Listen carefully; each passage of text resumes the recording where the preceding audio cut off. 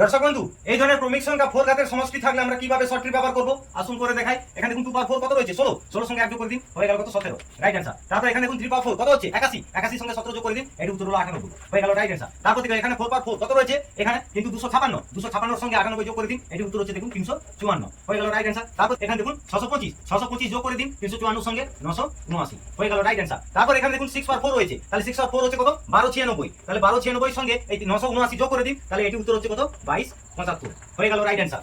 এরপর এখানে আমরা কি করব ভালো করে লক্ষ্য করুন, 6 পাওয়ার 4 এ কত ছিল 2275, ঠিক আছে। এরপর আমরা কি করব 7 পাওয়ার 4 অ্যাড করব, 7 পাওয়ার 4 হচ্ছে দেখুন 1, এটি যোগ করুন,